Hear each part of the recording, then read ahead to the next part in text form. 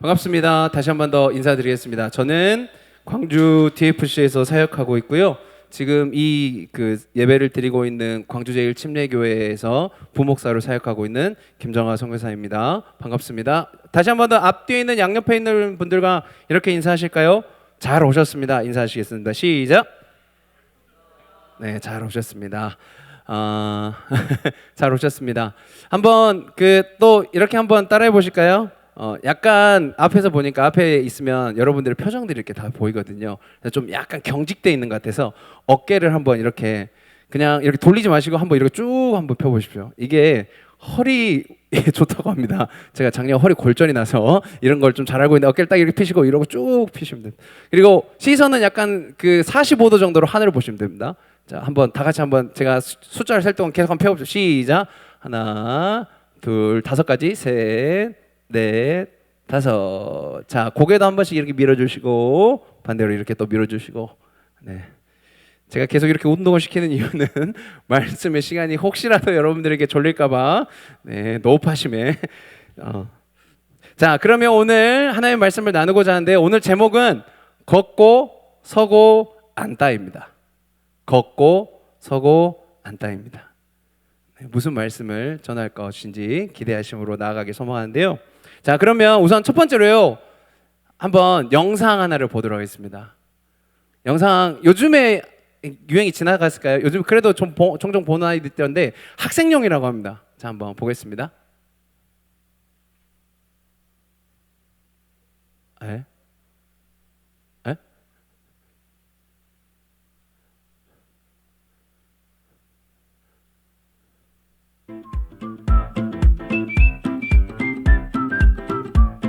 네, 밸런스 게임입니다. 음식편 한번 어디인지 맞춰 부먹 찍먹.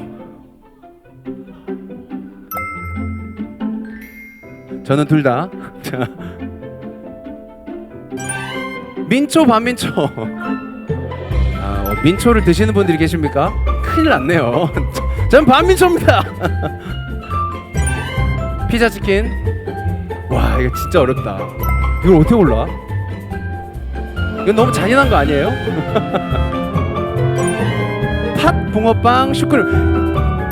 저는 팥. 저희 집 4명의 모든 가족은 슈크림. 저 거의 외톨이 수준입니다. 자, 네.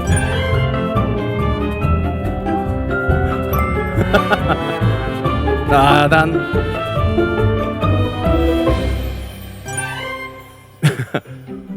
메이플빵과 포켓몬빵. 우리 남부식 성사님은 포켓몬빵. 네. 이건 모르겠어요. 이거는 이렇게 좀 장난스럽게 넣은 것 같은데 토마토 둘 다 안 먹어요. 자, 딱복 물복. 네. 전 딱복. 네, 감사합니다. 넘겨주십시오. 네. 밸런스 게임에 전에도 한번 밸런스 게임 했던 것 같은데 밸런스 게임의 중요한 것은 이게 초이스, 그러니까 다름 아닌 선택입니다. 여러분, 선택이 우리 삶 가운데 얼마나 중요하냐면 선택이 늘 우리 삶과 동행하고 있습니다. 그렇죠? 아닌 것처럼 저를 보지 마시고 그렇다면 고개를 한 번씩 끄덕여 주십시오. 초이스는 늘 우리의 삶과 함께합니다.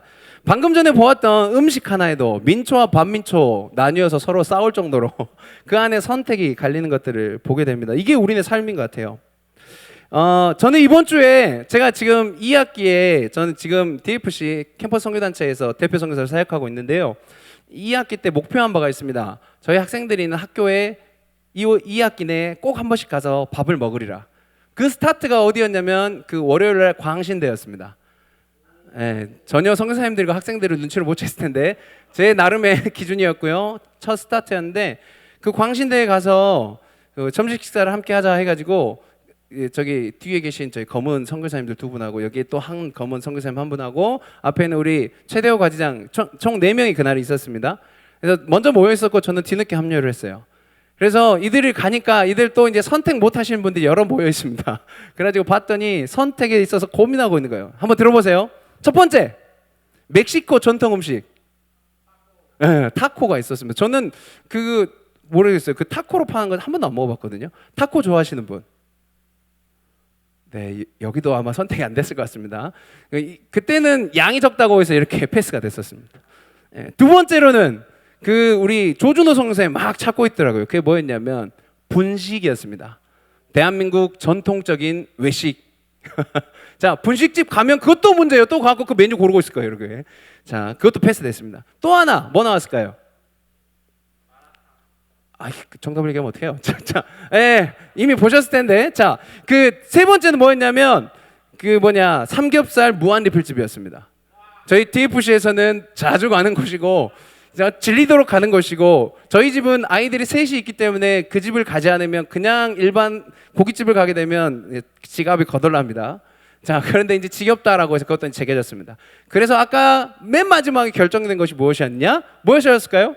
네, 마라탕을 처음으로 먹게 됐습니다. 저는 생전 처음으로 마라탕을 먹게 됐습니다.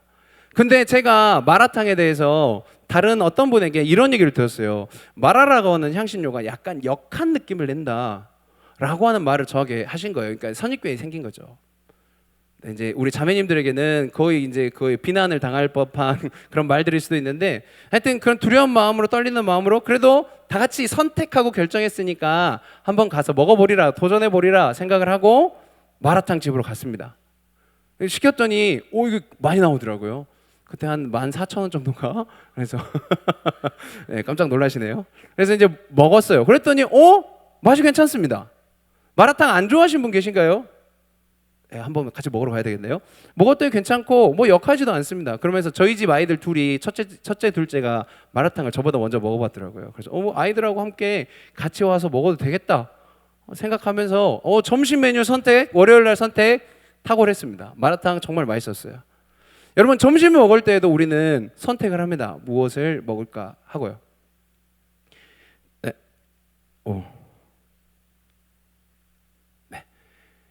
제가 이 말 자주 하는데요. 인생은 B와 D 사이의 C다. B가 뭐라고? 네, birth, 태어남. D는 뭐라고? death, 죽음 사이의 C, choice다. 프랑스 실존주의 철학자인 장폴 사르트라는 사람이 이 말을 했습니다. 근데 이제 이 장폴 사르트라는 사람은 보통 실존주의 철학자들은 무신론이 많습니다. 무신론일 수밖에 없어요. 인간 중심으로 생각하는 철학주의이기 때문에 그래요. 그런데 어찌됐든 간에 지금 저 사람의 철학을 논하자는 게 아니라 우리네 인생이 정말 이 내용과 매우 맞닿아있고 잘 설명한 내용이라는 걸 인정할 수밖에 없다는 거예요. 우리 인간의 입장에서 볼 때 인생을 이렇게 쭉 보면 우리네 인생에 늘 선택의 연속이라고 하는 것들이 있는 거라는 거예요. 오늘 이 예배도 한번 생각을 해볼까요? 예배에 올까? 말까? 야, 집에 가서 발 닦고 쉬냐? 아니면 버스에 내 몸을 싣고 여기에 와서 내려가지고 예배를 드리러 오느냐? 혹시 이 고민하신 분들 계십니까? 손만 대지 마세요. 네, 여러분 혹시 있으실 것 같습니다. 그런 고민 속에서 예배의 자리에 선택해서 은혜의 자리로 나오신 분들도 계실 것 같아요. 주일에도 혹시 그럴지 모르겠습니다. 저는 예전에 어렸을 때 그 디즈니 만화가 8시에 했습니다. 그게 쭉 하다 보면 9시에 우리 친구들 예배를 드리러 가야 되는데 그 만화를 끊고 계속 보고 싶어서 거기에서 늘 고민했습니다. 그러다 친구가 와갖고 저를 불러가지고 이렇게 끌려나갔던 기억들이 많습니다. 늘 거기에서 선택했습니다. TV를 계속 봐? 친구 말을 듣고 예배를 가? 늘 이 선택의 길에서 주일마다 이렇게 고민을 했던 기억이 있습니다. 우리네 삶에 있어서 또한 하나 더 우리네 신앙에 있어서도 이 선택은 우리의 앞에 늘 존재하는 것 같습니다. 그래서 오늘 저는요 이 선택에 대해서 함께 좀 고민해 봤으면 좋겠습니다. 그 얘기를 해보고 싶어요. 근데 특별히 어떠한 선택에 대해서 이야기하고 싶냐? 행복을 향한 선택을 이야기를 하고 싶어요. 행복을 향한 선택. 행복을 위해서 우리는 어떠한 선택을 해야 되는가? 자, 본격적으로 시작에 앞서서 저는 결론부의 내용부터 말씀드리며 오늘 설교 말씀을 본격적으로 시작하고자 합니다. 우리의 결론에 이 선택은요. 자, 한번 같이 읽어볼까요? 같이 읽겠습니다. 자, 시작. 행복을 위한 선택은 우리의 의지적 행위를 동반한다. 이게 무슨 말일까? 오늘 이 문장이 제가 오늘 드릴 설교 말씀의 전체적인 주제 그리고 이 설교를 관통하고 있는 문장입니다. 그렇다면 이제 차근차근 하나님의 말씀을 대하고자 하는데요. 본론으로 들어가서 첫 번째로는요. 복 있는 사람은 걷지 않고 서지 않고 앉지 않습니다. 다시 한 번 더. 복 있는 사람은 걷지 않고 서지 않고 앉지 않습니다. 오늘 저희가 읽었던 본문 시편 1절 말씀을 다시 한 번 더 보도록 하겠습니다. 자, 한번 같이 앞에 보시고 읽어보도록 하겠습니다. 낭랑한 목소리로 1절을 같이 읽어볼까요? 시작!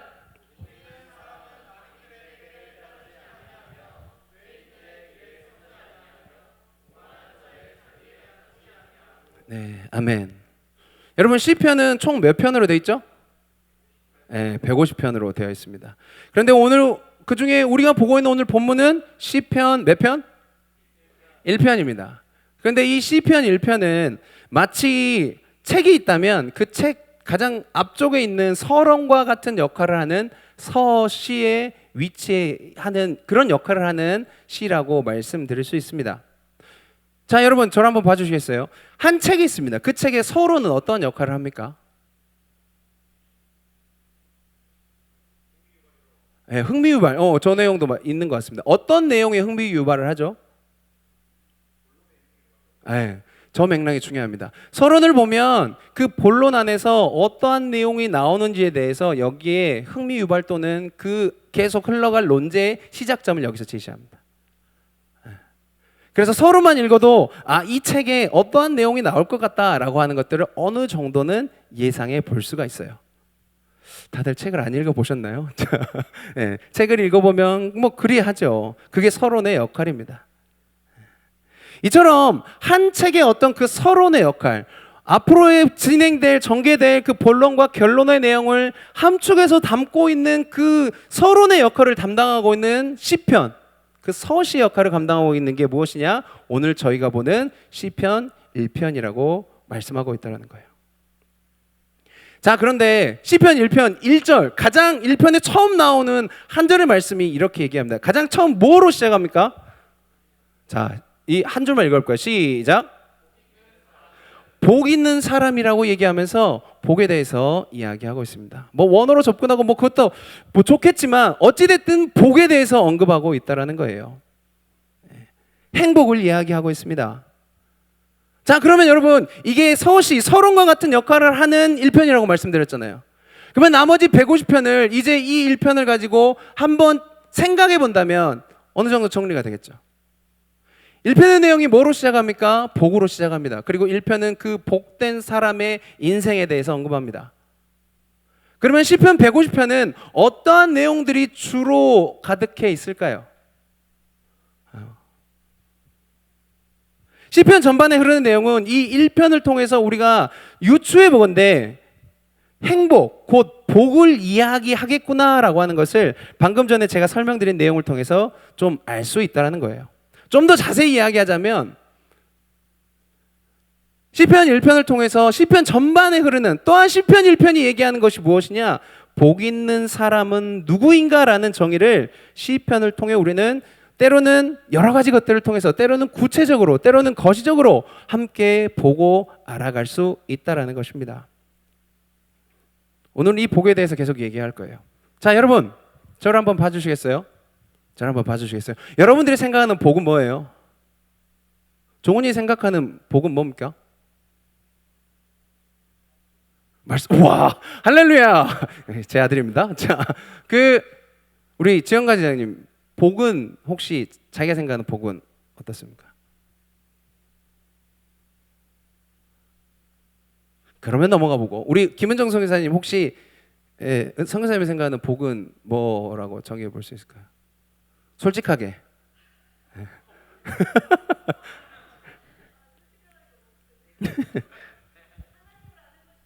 아멘. 제가 원하는 답이 나오질 않고 있습니다. 여러분 혹시 그 기사 보셨어요? OECD 국가 중에 그러니까 행복을 얻기 위해서 필요한 조건들을 막 이렇게 조사를 했어요. 그 중에 대한민국이 행복을 얻기 위해서 가장 1순위로 꼽는 게 있었습니다. 그게 뭔지 아십니까? 저 인간이 그 얘기를 해야 됩니다. 재정적 풍요를 행복을 위한 1위로 뽑았다는 기사를 제가 봤었습니다. 근데 이거를 달리 좀 해석하는 분들도 계시지만 어찌됐든 여러분들이 살아가는 대한민국에서 복을 얻고 싶냐? 돈을 많이 벌어. 복을 얻고 싶냐? 돈을 많이 취해! 라고 이야기하는 세상이라는 거예요. 물질 만능주의, 황금 만능주의 세상, 그런 자본주의 세상에서 살아가는 2024년도 여러분들의 삶 가운데 재정적 풍요는 복을 위한 중요한 조건이라고 말하지 않을 사람들은 없을 것 같습니다. 어떤 면에서는 씁쓸하지만 어떤 면에서는 냉정한 현실이기도 합니다. 그래서 돈이 많은 것, 그리고 청년들과 매우 밀접한 것, 좋은 직장을 구하는 것, 행복한 가정을 꾸리는 것, 이거 정말 중요하더라고요. 요즘 특별히 깨어진 가정들이 많을 때, 많은 이 시대를 살아가면서 이 행복한 가정을 또한 복으로 생각하는 분들도 많은 것 같습니다. 그리고 또 하나, 요즘에 정말 많이 보는 것 같은데, 인간관계가 흐트러지며 이것이 불행이다라고 해석하는 분들 참 많습니다. 그래서 흐트러지지 않는 인간관계도 복이겠다. 그리고 인정받는, 누구에게도 무시받지 않는 인정받는 실력이 있는 사람, 또한 인정받는 인격이 있는 사람을 복된, 복 있는 사람이다라고 세상은 이야기하지 않을까. 이것이 복을 누리기 위한 조건이라고 생각할 것 같아요. 근데 여러분, 오늘 제가 이것이 복이냐, 진짜 복이냐, 가짜 복이냐, 이것을 논하려고 하는 것은 아니에요. 그런데 오늘 우리가 보고 있는 시편 1편의 말씀에서는요, 분명하게 우리에게 복 있는 사람은 어떠한 사람들이다라고 분명하게 설명하고 있다는 것입니다. 바라기는요, 이 설명이 오늘 저의 설명으로 끝나지 않고 여러분들이 이 말씀이 여러분들의 말씀으로 받기를 소망합니다. 그리고 이 말씀이 여러분들의 삶을 뒤바꾸기를 소망합니다. 그래서 이 말씀 가운데 복 있는 사람이 어떠한 사람인지가 여러분들을 설명하는 말씀이 되기를 간절히 소망합니다. 저는 오늘 복 있는 사람들이 가진 특징 2가지를 본문을 통해서 설명하겠고요. 그렇게 복된 삶을 향한 걸음을 함께 걸어가 보려고 하는데요. 첫 번째로요, 아까도 보여드렸지만 이 복 있는 사람의 특징 첫 번째는 걷지 않고 서지 않고 앉지 않는다는 것이 복 있는 사람의 첫 번째 특징입니다. 자, 그런데 여기 보면 걷지 않고 서지 않고 앉지 않는다, 주목되는 단어가 있습니다. 강조되고 있습니다. 강조는 반복과 함께합니다. 뭐가 반복됩니까? 않고 앉는다가 반복되고 있습니다. 않고 앉는다, 곧 달리기 하면 하지 않는 거예요. 무엇을 하지 말라고 이야기하는가? 무엇이, 오늘 성경에서 무엇이 그 어떤 이들의 이 복을 향한 삶 가운데 방해하고 흔들어 버리기에, 망쳐버리기에 걷지도 말라고 하고 서지도 말라고 하고 앉지도 말라고 이야기하는가? 아까도 보았지만 오늘 본문 성경 시편 1편 말씀은 복 있는 사람과 대조군을 만들어서 그들과 비교하여 보여줍니다. 그들이 누구냐면 악인과 죄인과 오만한 자로 표현되는 이들입니다. 설교를 준비하면서 공부하다 보니까 이들에 대해서 좀 더 들여다보게 되었거든요. 그걸 좀 같이 이야기하고 싶은데요. 먼저 이야기할 수 있는 이들의 특징 하나, 그것은 뭐냐면요, 이들의 악함에 대해서 성경은, 오늘 본문은 세상의 상식이나 어떤 세상의 도덕적 기준으로 이들의 악함을 이야기하지 않습니다. 예를 들어서 누군가를 미워해요. 악한 사람들이죠. 하나님이 싫어하시는 죄입니다. 어떤 면에서는 오만한 자리에 앉은 사람처럼 보입니다. 살인하는 사람, 도둑질하는 사람, 거짓된 사람, 또 여러 가지 세상적, 우리가 일반적으로 생각할 수 있는 그 악함과 죄됨과 오만한 자의 기준, 어떤 도덕적 기준으로 이야기하는 게 아니라는 거예요. 그것으로 평가하려고 하지 않습니다. 오늘 본문은 이들이 왜 악하고, 이들이 왜 죄인이고, 이들이 왜 오만한 자냐라고 이야기하냐면 그 기준이 명확합니다. 그게 무엇이냐면, 읽어볼까요? 같이 시작. 하나님과의 관계가 어그러진 상태를 바로 그들의 악함, 죄됨, 오만함으로 이야기하고 있습니다. 제가 이거를 공부하면서 계속 적다 보니까 한 7, 8장 나오더라고요. 그리고 이걸 설교에 풀까 하다가 3시간 걸린다 그래서 지웠습니다.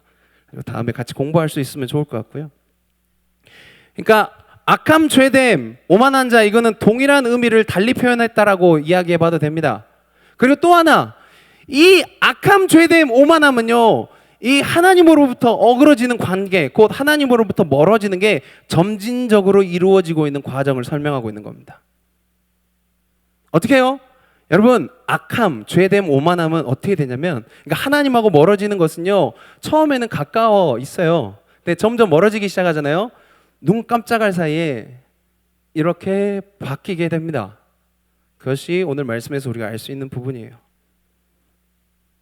자, 갈림길이 등장했습니다. 한 사람이 길을 걸어요. 김정아라고 합시다. 예, 제가 길을 걸어요. 머리 극적극적 거리면서 갈림길 앞에 섰습니다. 근데 이쪽 빨간 길은 빛이 비추고 있죠. 나름 해석을 해서 복 있는 길입니다. 그런데 이쪽은 빛이 있지만 쭉 가다 보면 어느 순간 어두워지고 고랑으로 빠지는 죄인들의 길입니다. 그런데 여러분, 이 길을 한번 생각해 봤으면 좋겠어요. 길. 우리가 걷는 길은 그냥 단순히 길이라기보다는 그 길이 가진 의미가 있어요. 넘겨주시겠어요?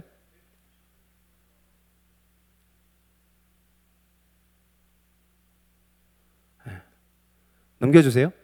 여러분, 이 길이라고 하는 것은 결국 이 길을 걷는 이유가 있어요. 선택을 하고 걸어갈 거 아니에요. 걷는 이유가 있어요. 왜냐하면 그 길 끝에 있는 목표를 향해 갑니다. 아니면 중간에 있든 우리가 정한 그 목표를 향해서 나가는 게 길이에요. 그렇기 때문에 길은 진행하는 방향성이 있습니다. 그리고 진행을 계속 해야 되는 지속성이 있어요. 그 길을 걷기로 선택하고 딱 발을 딛는 순간부터 우리는 어디로 가까워지는 거냐면 내가 결국 걸으려고 했던 그 목표를 향해서 가까워지는 거예요. 그렇죠? 어려운 말 아니죠? 그런데요, 재밌는 건 그 길을 걸으면서 그 목표와 가까워지면 가까워질수록 그 목표가 또 그 길, 그 목표 안에 있는 그 길이 갖고 있는 여러 가지 특징이 나에게 물들기 시작합니다. 그리고 그 길이 가지고 있는 특징이 나에게 영향을 주게 된다는 거예요. 이게 길의 특징이에요. 우리가 걷는 인생의 길의 특징이에요. 선택을 하고 갈림길에서 한쪽 길을 가겠어. 내가 하나님의 길을 걷겠어. 내가 죄인의 길을 걷겠어. 라고 결단하고 걷는 그 순간부터 그 길의 영향력이 나를 물들고 영향을 주기 시작한다는 거예요. 그러면 여기 모인 여러분, 제가 한번 묻고 싶습니다. 네, 저를 한번 봐주시겠어요? 별 얘기 아닙니다. 안 적으셔도 됩니다. 여러분, 너무 직관적이고 단순한 얘기지만 한번 속으로 답해 보십시오. 죄인들의 길은 우리를 어디로 인도하겠습니까? 네. 죄인들의 길은 우리를 어떤 방향으로 계속 지속하게 하고 결국 물들게 하고 결국 어디에 도착하게 만들겠습니까? 그 길은요, 죄를 짓는 것, 죄를 지속하게 하는 것, 죄에 물들게 하는 것, 죄에 거하게 하는 것으로 우리를 이끌 것입니다. 죄인의 길은 말이죠. 죄인들의 길은 결국 우리를 죄의 길로 계속 걷게 할 거예요. 오늘 본문을 인용해서 말씀드려볼까요?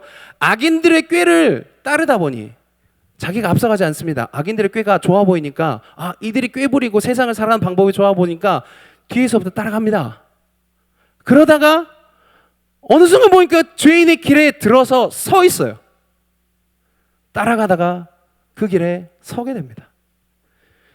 그렇게 서는 순간 죄는 예전에는 좀 어색하고 그랬을지 모르겠는데 그 순간에 죄는 습관이 되고 우리는 그 죄가 습관이 된 일상의 길을 걷는 우리를 바라보게 될 겁니다.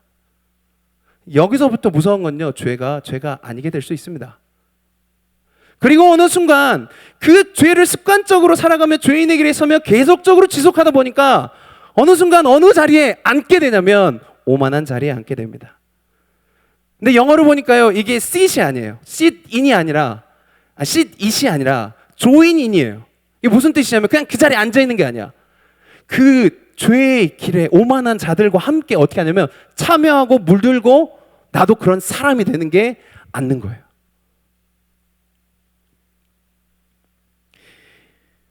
이 오만한 자리로 가면요, 이쯤 되면 하나님을 제가 자주 얘기하는 도구화시킵니다. 아니, 도구화가 된 것을 넘어서서 내가 하나님이 돼 있는 인생이 되어 있을 겁니다. 결국 죄인들의 길은 그 선택을 하는 그 순간부터 우리를 어디로부터 멀어지게 하느냐? 하나님으로부터 멀어지게 할 것입니다.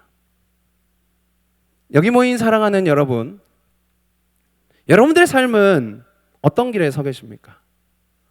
그리고 여러분들의 삶은 어떤 길을 가겠다라고 갈림길에서 선택을 하고 계십니까?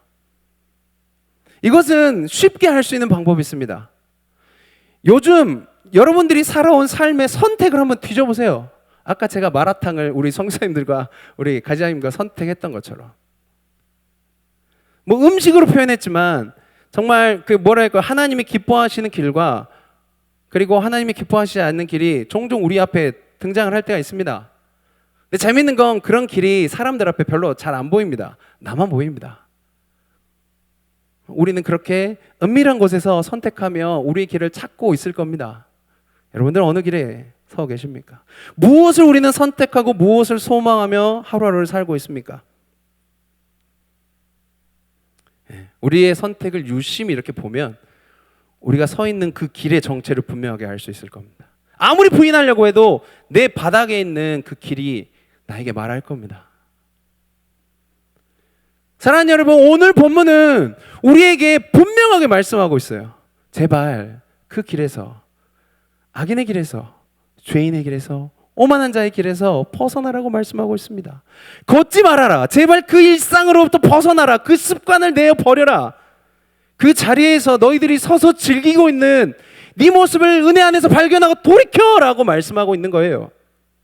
그 자리에서 너가 안주하고 즐기는 것, 이제는 완전 그 가치에 쩔어버린 네 현실이 말씀 안에서 회복되어지고 돌이켜라고 말씀하는 겁니다. 그것이 절대 복된 인생이 아니라고 오늘 이 1절 말씀은 여러분들에게 언급하고 있는 겁니다. 복 있는 자의 삶에 반대되는 인생이라고 이야기하고 있어요. 자, 앞으로 한번 보실까요? 무슨 그림일까요? 혹시 이런 인생을 살고 계시는 분들 계십니까? 감나무 그림 딱 치니까 나오더라고요. 감나무 아래서 하늘을 보며 감이 떨어지길 기다린다. 이런 거죠. 이것을 그림을 그려놓고 그 밑에 수식, 이게 그 설명한 문장을 보니까 이렇게 표현합니다. 어떠한 노력도 하지 않고 좋은 결과만 있기를 바라는 어리석은 행태를 꼬집는 말이다. 이 모양이 그렇습니다. 여기 사랑하는 여러분, 악인의 길, 악인의 꾀를 따르는 것, 죄인의 길에 서는 것, 오만한 자들의 그 자리에 앉지 않는 것, 그 길에서부터 벗어나기 위해서는 우리에게 반드시 필요한 것이 있습니다. 그게 무엇인지 아십니까? 아까 서두에 시작하며 결론적으로 이야기했던 내용이 여기에서 등장합니다. 그것은 바로 의지적 행위입니다. 믿음을 기반으로 한 여러분의 의지적 행위가 필요합니다. 어떤 이들은 이렇게 얘기합니다. 하나님을 믿으니까 아무것도 하지 않아도 하나님이 다 알아서 하실 것이다. 전 과감히 말씀드립니다. 이처럼 어리석고 못된 신앙이 따로 없습니다. 하나님을 믿으니까 하나님이 다 알아서 하신다? 아니요. 행함이 없는 믿음은 죽은 믿음과 같다고 야고보서 2장 17절은 우리에게 분명하게 말씀합니다. 믿음은 곧 행함을 이끕니다.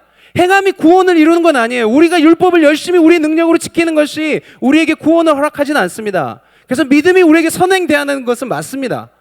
그런데 그 믿음은 반드시 우리의 삶에 행함으로 드러나게 되어 있습니다. 사랑하는 여러분, 혹여 우리가 이러한 모습으로 죄된 길에 누워만 있다면, 누워서 하나님이 구원해 주시겠지, 하나님이 나를 좀 건져 주시겠지 라고 하면서 하늘만 보고 있는 여러분들이 현실이라면 제발 그러지 마십시오.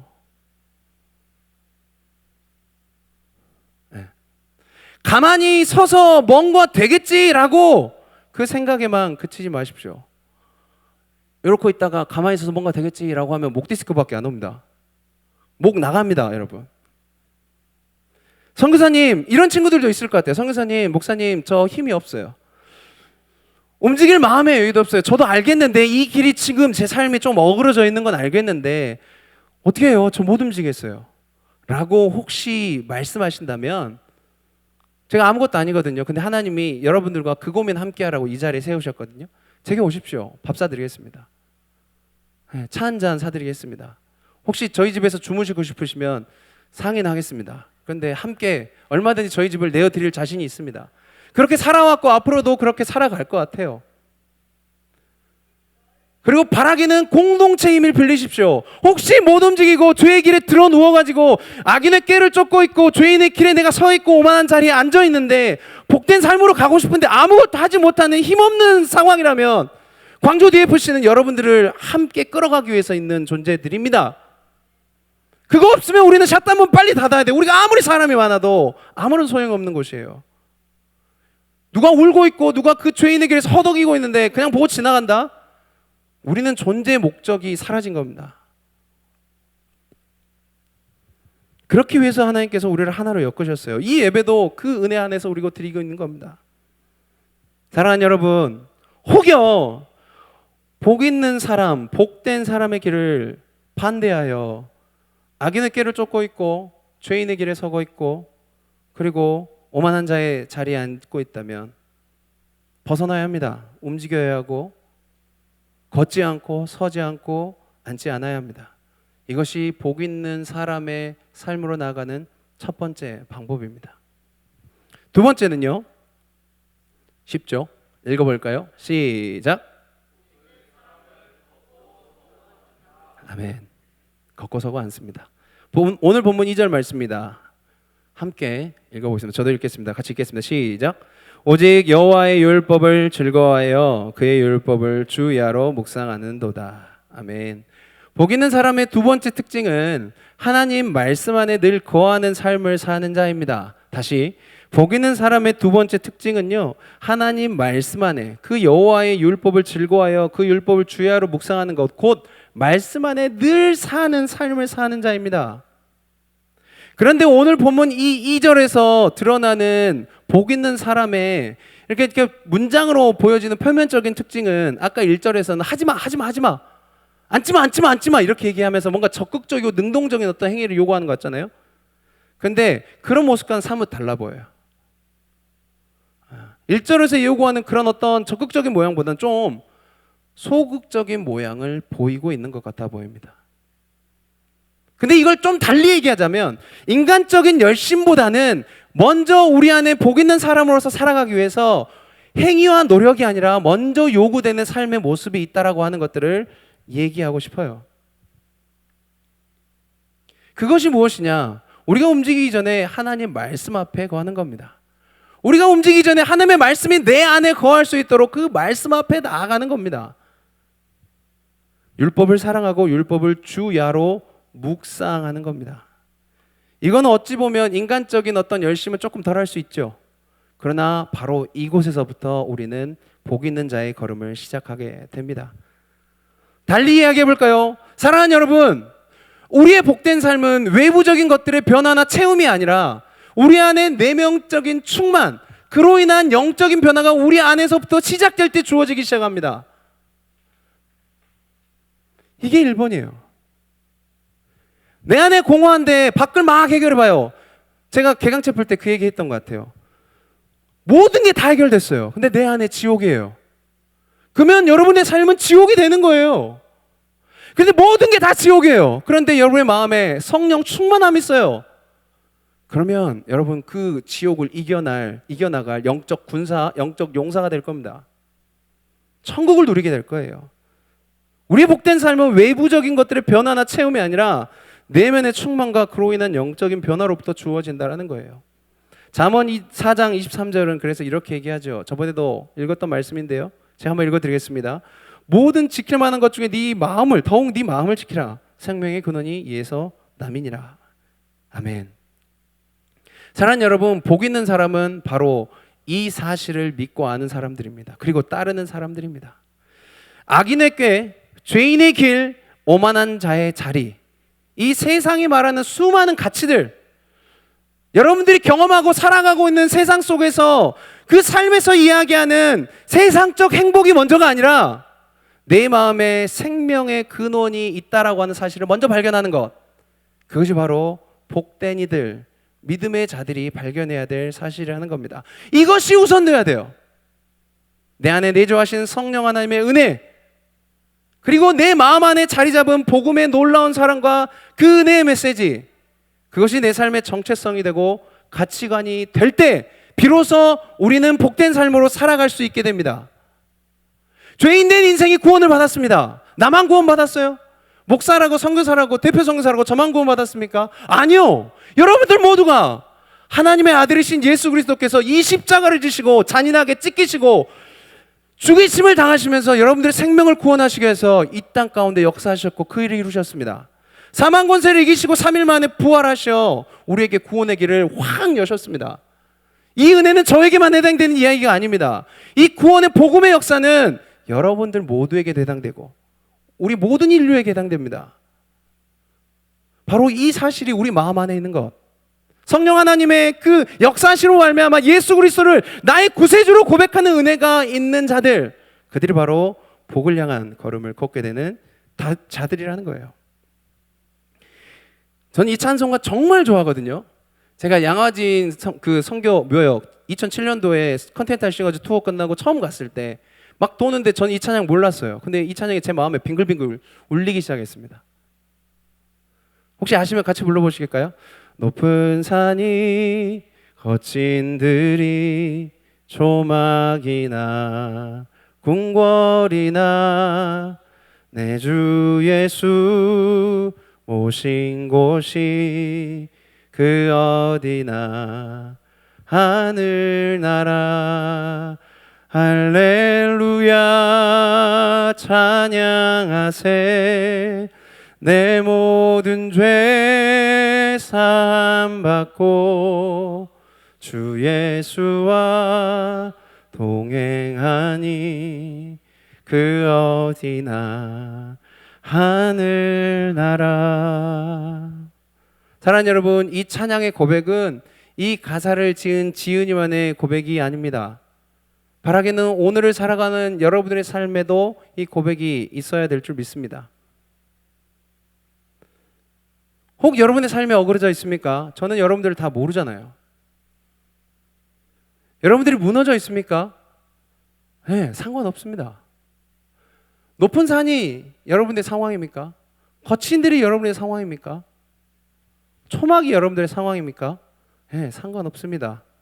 왜냐하면 세상 끝날까지 영원히 여러분들과 함께 하시는 그 임마누엘의 하나님께서 우리와 바로 여러분 한 분 한 분과 함께 하시기 때문입니다. 성경은 이 사실에 대해서 늘 증언하고 있습니다. 늘 말씀하고 있어요. 그리고 그 성경은 우리가 죄인의 길에 거하고 있다면 발걸음을 돌이켜 주께로 나오라고 말씀합니다.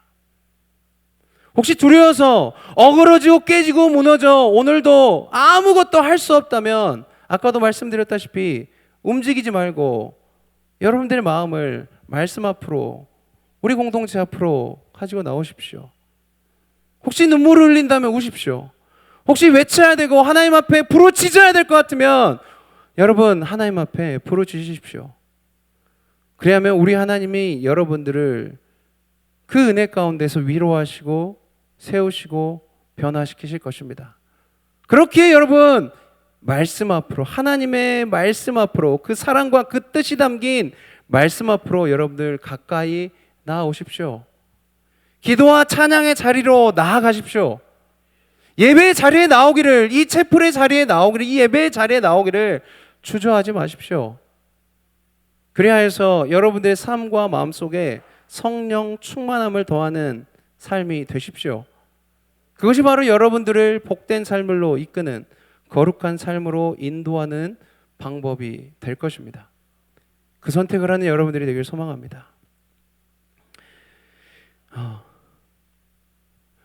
요즘 여러분들 저희 지체들과 함께 이런저런 얘기를 하며 자주 하는 말 하나가 있습니다. 엊그저께 종훈 가지원과 제가 대화하면서 이 얘기들을 또 했던 것 같은데요.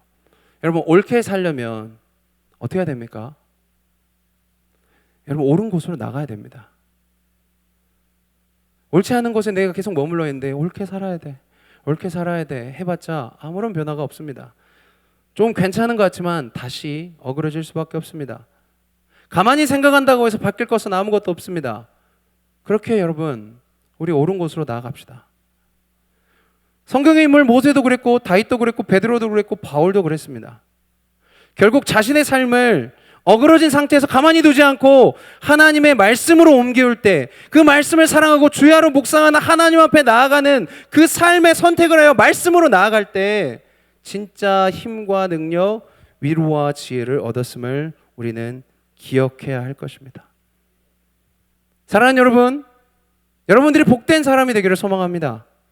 하나님 앞에서 하나님과 함께 살아가는 복된 삶을 살아가는, 그래서 하루하루 하나님이 더하시는 은혜를 누리며 살아가는 여러분들의 모든 삶이 되기를 간절히 소망합니다. 말씀을 정리하며요. 반주 부탁드리겠습니다. 제가 한번 이 화면 한번 봐주십시오. 한번 읽어드리겠습니다. 본 시편 1편을 얘기합니다. 본 시편은 삶이란 여행과도 같아서 그 존재의 행로를 선택한다고 가르친다. 본문에 등장하는 길이라는 단어는 사람이 인생 여정 속에 택하는 행로와 방향을 상징하는 중요한 비유이다. 궁극적으로는 두 가지 선택으로 요약될 수 있는데 의인의 길 아니면 악인의 길이다. 사랑하는 여러분, 오늘 본문 우리가 마주한 시편 1편은 우리네 인생을 이야기합니다. 우리네 인생, 하나님께서 허락하신 이 한 번뿐인 인생의 여정을 가면서 우리 앞에 선택의 갈림길은 복 있는 자의 길 아니면 악인의 길로 가는 이 두 가지 갈림길이 늘 놓여 있습니다. 복 있는 사람은 의도적 행위를 끊임없이 행하는 이요 늘 노력하는 사람입니다. 또한 복 있는 사람은 늘 죄로부터 멀리하고 모든 것에 하나님을 더욱 가까이 하고자 초점이 맞춰진 사람입니다. 이들은 노골적으로 거룩과 선으로 나아가고자 힘을 씁니다. 그리고 복 있는 사람은 그러하기 때문에 거룩하여 복된 삶을 이루어 살고자 오늘을 애쓰고 힘쓰는 이들이 복 있는 자들인 줄 믿습니다. 사랑하는 여러분, 여러분들은 어떠한 사람들이십니까? 여러분들이 복 있는 자들 되기를 소망합니다. 우리가 읽진 않았지만 1절 3절부터 진행되는 내용 가운데 때에 따라 열매를 맺고 잎사귀가 마르지 않는 형통한 자들, 그렇게 하나님과 함께하는 하나님의 길 위에 걷고 하나님 길 위에 서고 하나님 길 위에 앉아 하나님과 동행하며 나아가는 그런 복된 삶이 우리 모두가 되기를 간절히 소망합니다.